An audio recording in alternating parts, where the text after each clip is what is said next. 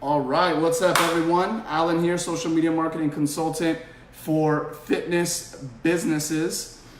Today, I'm about to bring on one of my clients and talk about his success story. We're just gonna wait for him to jump on this Facebook Live and then go from there.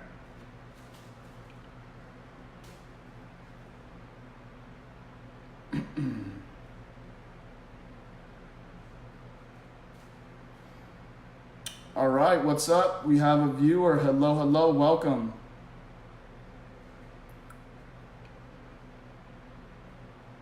Boom, boom, boom.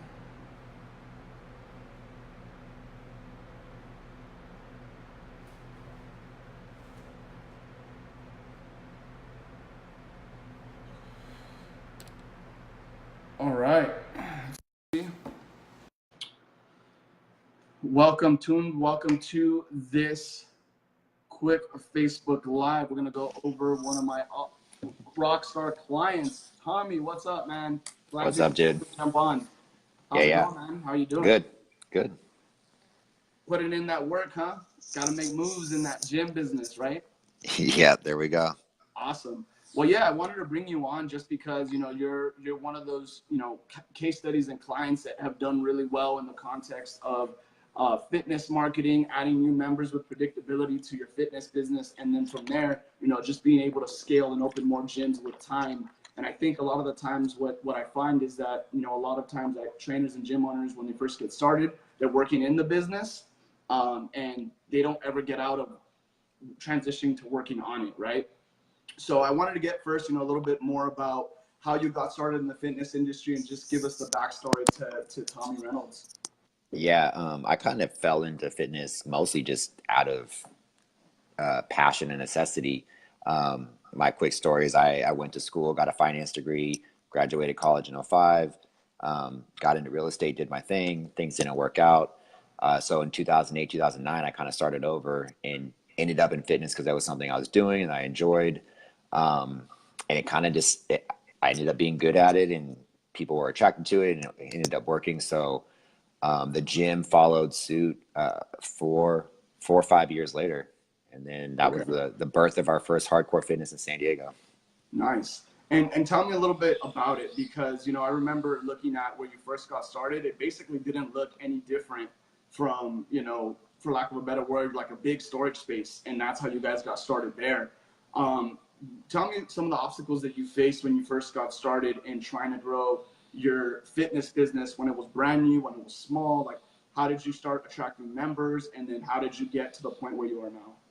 Yeah, so it's funny because it has changed a lot. So a lot of that's due to my partner Larry Nolan. Is he's really creative with adding a lot of different things to our business, and it wasn't. You're right. It was a warehouse type of gym feel, and we literally started in the back of a business park with no signage, and you couldn't find us on a map.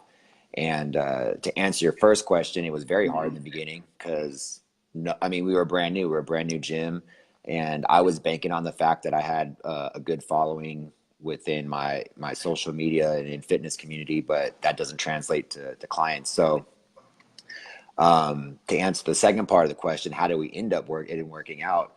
We provided a good service. I think at the end of the day, with not just fitness or gyms, whatever it is, whatever company or service, if you provide a good service, people will follow. So we basically grew our entire business strictly off of referrals.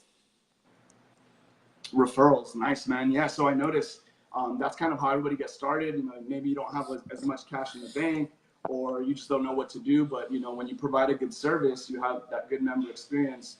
People spread the word, and tell me about that. You mainly relied on referrals, and then at what point did you decide, like, all right, I'm at referrals now, it's working.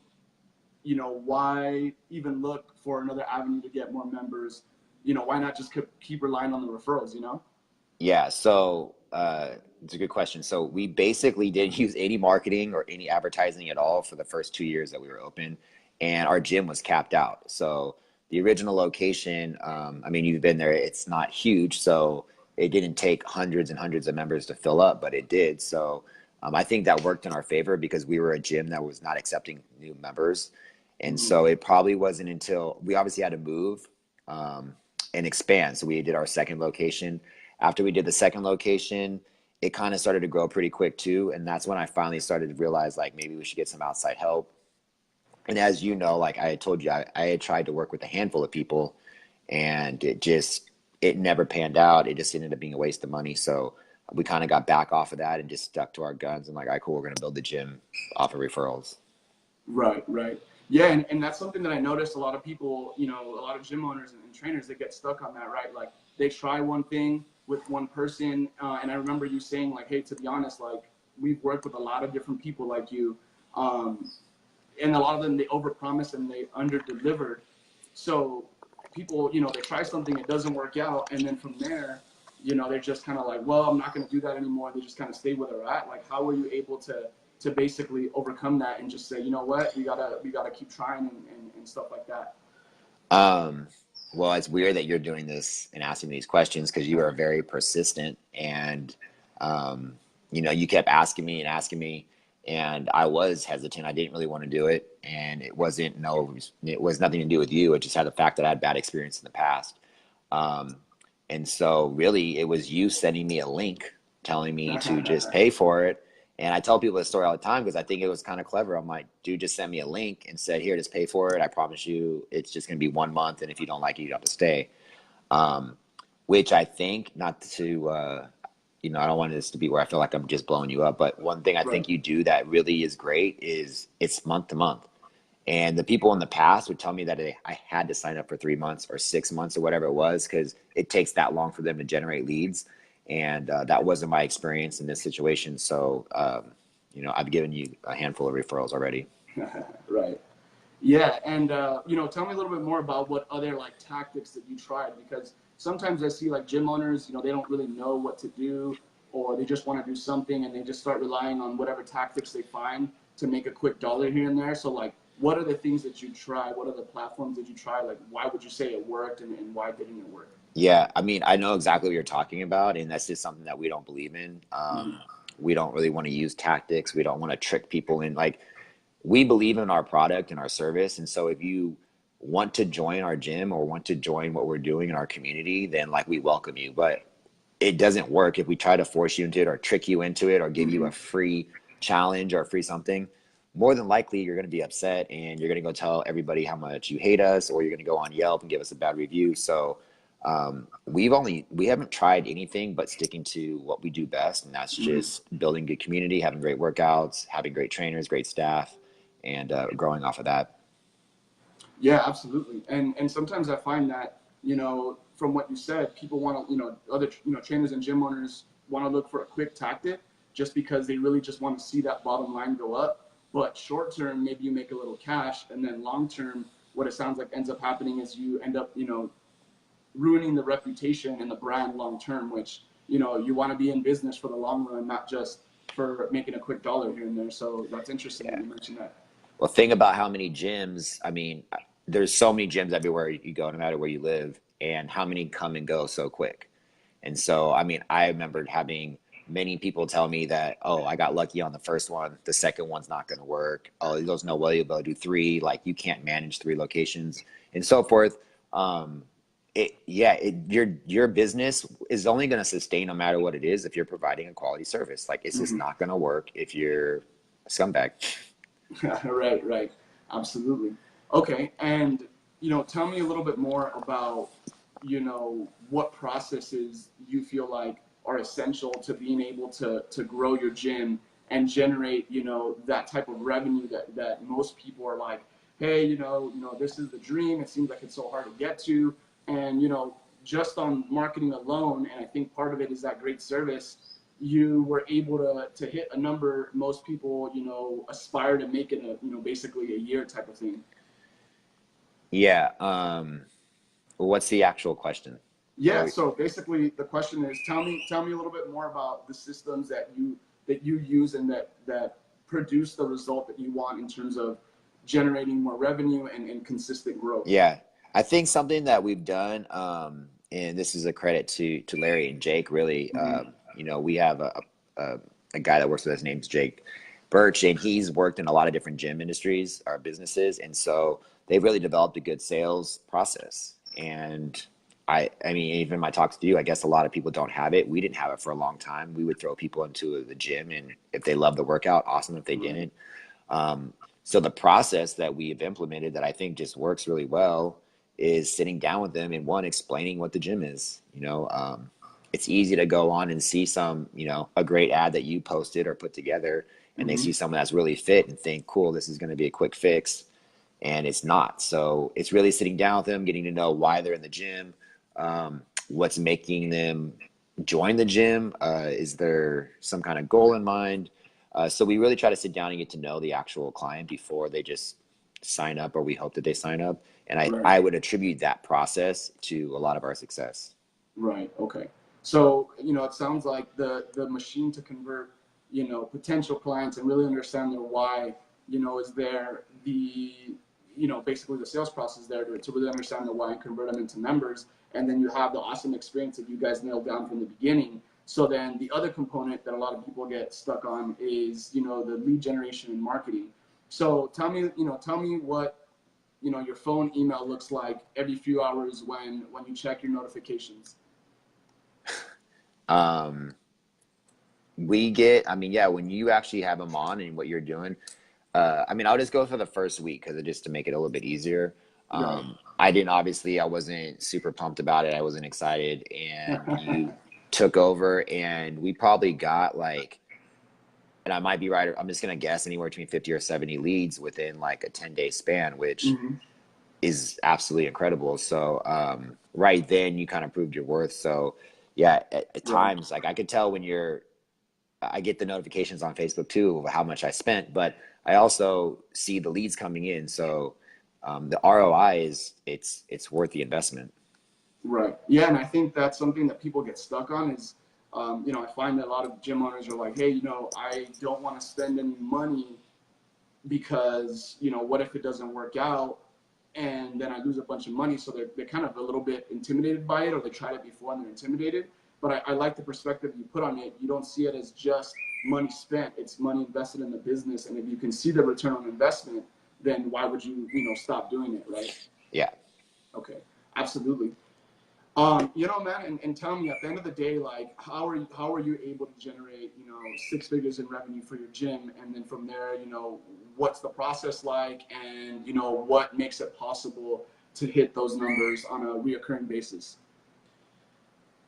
Well, it goes back to having good service. So it doesn't matter how well you do at getting us leads. It doesn't matter how well we do at converting them into members. If we have a shitty gym and a bad, people Right. don't enjoy working out, they're not going to stay. So I think the main thing that we really try to focus on is having good classes, good workouts, efficient gyms, everything from checking in until you leave, helping people with their nutrition, with their diet, providing them with foods, supplements, things like that. We really try to be a one-stop shop so we could help people hit those goals. And so I really believe that's why people end up staying for the most part. Right. Awesome, man. And where do you feel like other people or other gym owners might go wrong when looking to scale their business, or just increase the bottom line and not break even every month? Yeah.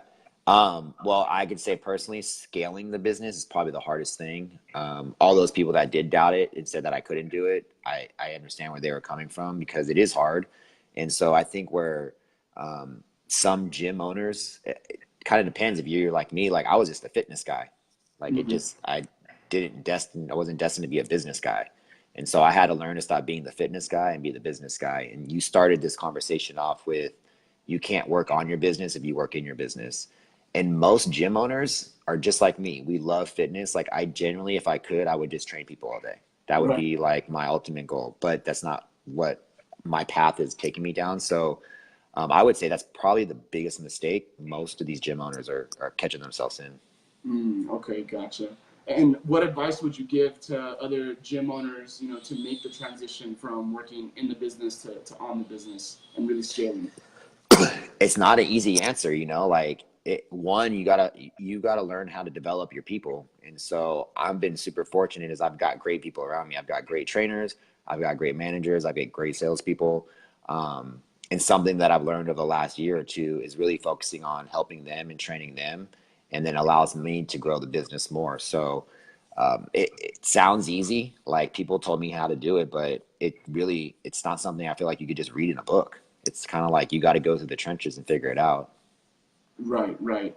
Absolutely. And, I guess, just to circle back and just really tie it in to that lead generation component, do you think if, you weren't able to consistently generate leads and then from there have that process that you have in place, would you have been able to generate, that six figures in revenue in a shorter amount of time?